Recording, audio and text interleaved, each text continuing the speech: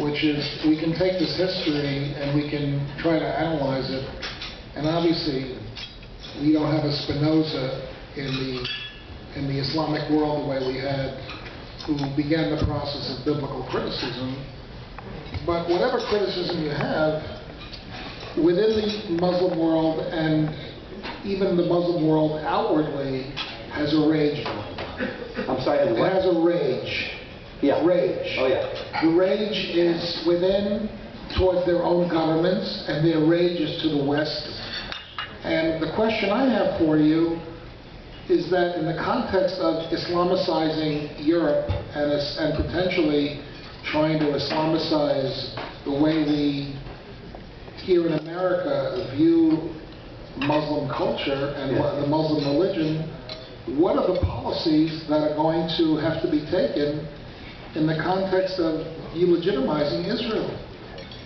Delegitimizing Israel? Yeah, with the delegitimization of Israel is partly a function of the inability to respond to the Arab world in some way. Oh, very much so, yeah.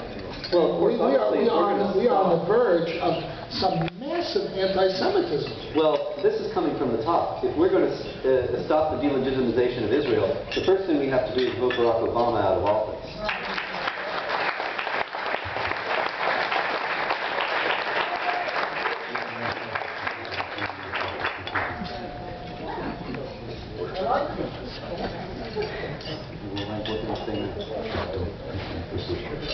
So,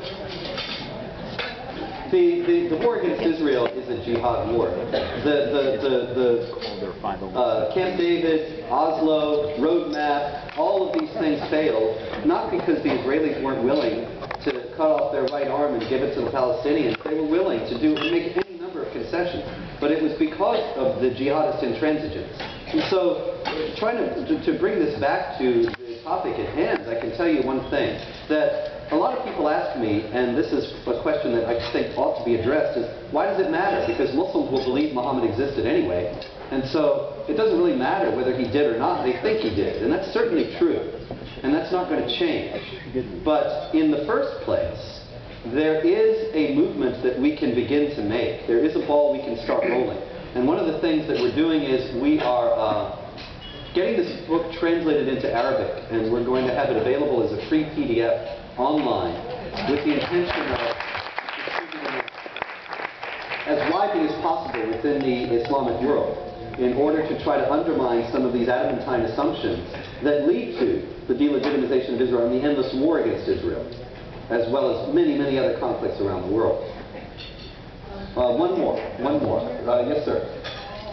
What were some of the more surprising or incendiary things that you...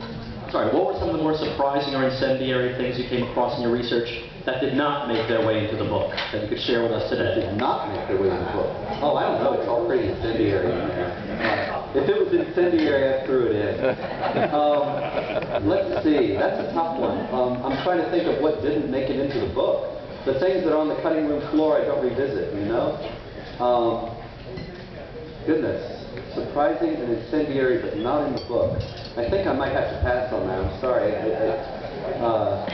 I think some of the most surprising and incendiary things that are in the book, I detailed very briefly before, that you have these strange double stories. You have that 40 years after the Quran is supposed to be collected and distributed, you have stories about the Quran being collected and distributed.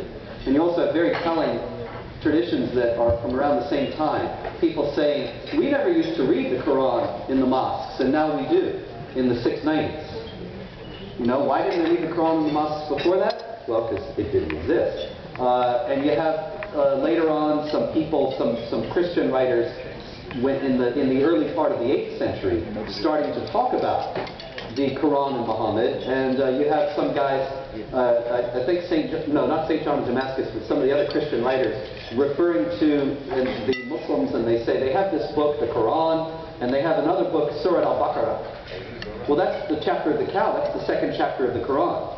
But he treats it as if it's a separate book altogether, which indicates they must not have been collected together. You never refer to chapter 3 of the book you're reading as a separate book, unless it's in a different cover. And so there's so many strange curiosities about that that I hadn't known until I started investigating these things that make it clear the story doesn't add up. Why don't you say a quick word about Levitt Club, the United Powers? Oh, yeah. That's a great one. Thank you.